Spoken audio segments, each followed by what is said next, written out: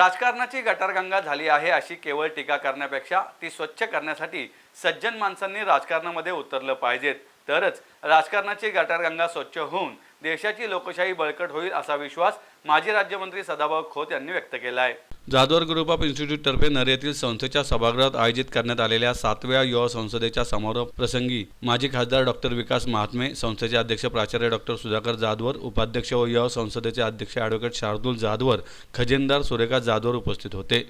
नगरसेवक गणेश बिडकर आणि दत्तात्रय धनकवडे यांना आदर्श नगरसेवक पुरस्कार तर खासदार अशोक नेते यांना आदर्श खासदार पुरस्कार यावेळी देण्यात आला। तसेच भरीव सामाजिक कार्यासाठी माजी सरपंच भास्कर पेरे पाटील यांना यावेळी जीवनगौरव पुरस्काराने सन्मानित करण्यात आले। पुणेरी पगडी, शाल, सन्मानचिन्ह, सन्मानपत्र असं पुरस्कारांचं स्वरूप होतं।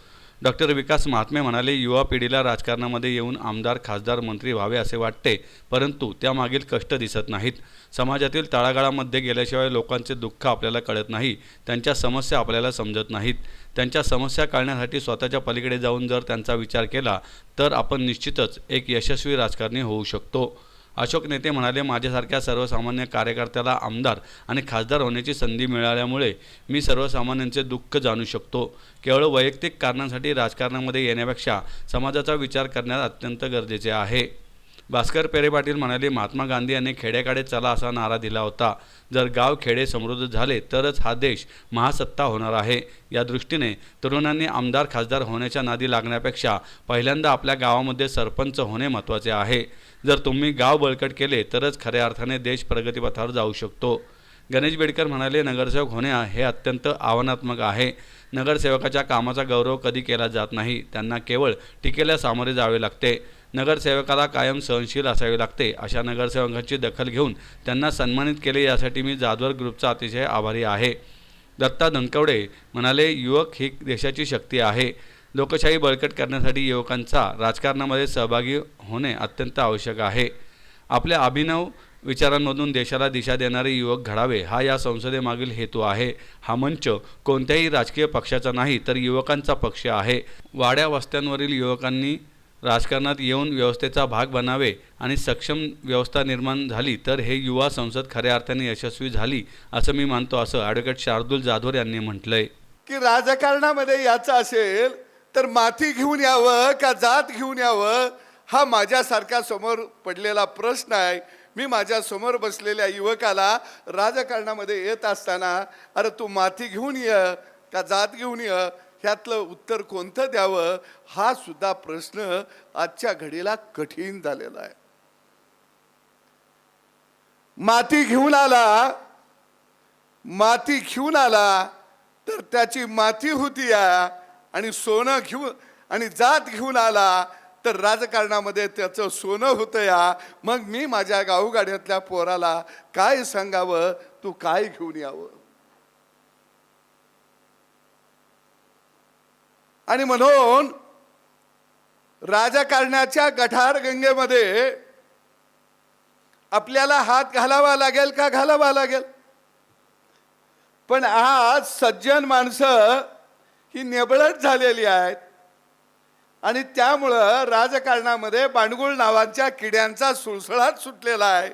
जोपर्यंत सज्जन माणसं निबळटपणा सोडणार नाहीत तोपर्यंत राजकारणाची गटारगंगा स्वच्छ होणार नाही, हे माझं प्रामाणिक आणि स्पष्ट मत आहे।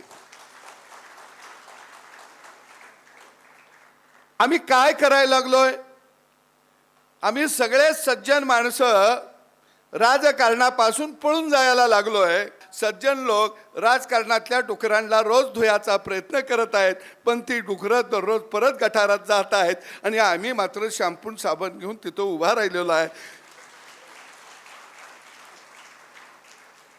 आणि मग आम्हाला काय करावं लागेल, आम्हाला डुकरांना शॅम्पू साबण लावून त्यांना स्वच्छ करण्याचा पहिल्यांदा धंदा बंद करावा लागेल आणि आमचे स्वच्छ हात गटारगंगेमध्ये घालावे लागतील आणि गटारगंगा स्वच्छ करावी लागेल, तरच राजकारणाची ही पवित्र गंगा वाहू शकते, अन्यथा वाहू शकत नाही। मला काय म्हणायचं, राजकारण म्हणजे निवडून येता यापुरती अक्कल असन त्यांनाच राजकारणात या असं नाही। समाजाचं कल्याण करायची अक्कल असेल तरच राजकारणात या। हा शब्द रागा नाही किंवा कोणा वाईट बोलायचं किंवा कोणाला हा नाही. यायचं कशासाठी तुम्हाला? तुमचा हेतू काय आहे? आणि तुम्हाला आलं पाहिजे. कचरा हे धन आहे. कचऱ्याचं आम्ही गांडूळ खत करतो. प्लास्टिक विकत घेतो लोकांकडून 15 रुपये किलो ना. नुसतं लोकांना शिकवते प्लास्टिक फेकू नका आणि प्लास्टिक इकडे टाकू नका. लोकांना काय करा? आम्ही 15 रुपये किलोनं लोकांकडून विकत घेते, ती एक तुकडा फेकीत नाही. अहो, महिला एवढा हुशार झाल्या, तिचं तर ठेवतीच, पण शेजारीन घरी नसली तर तिचं बी उचलून ठेवती. आत्ता आपल्याकडे सरकार तुमच्या दारी योजना चालू आहे. पहा कशासाठी सरकार लोकांच्या दारी जातं. मग पहिले शासन अधिकारी काय करते? जर तुम्हाला जावं लागत असेल तर सिस्टम अशी बनवा त्या माणसाला त्रास झाला नाही पाहिजे. मुख्यमंत्री लोकांच्या दारी का चालले? त्यांना माहिती आहे अधिकाऱ्याकडून प्रश्न सुटाना म्हणून हे चालले. मग ते कसे सुटले पाहिजे हे जाग्यावर बसून सोडा ना. मुख्यमंत्र्यांनी दरगावात जाऊन प्रश्न सोडायचे नाही.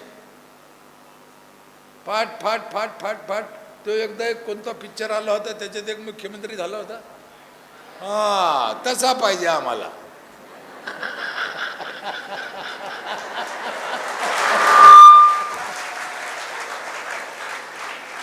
हे घरी घर जाऊन तो काय दुखत विचारणार नको, हे नाही पाहिजे. आणि अर्थकारण मी सांगितलं, पैशासाठी राजकारणात यायचं नाही. खूप अनेक गोष्टी आपल्याला कितीतरी इथं वेळेच्या अनेक मर्यादा आहे.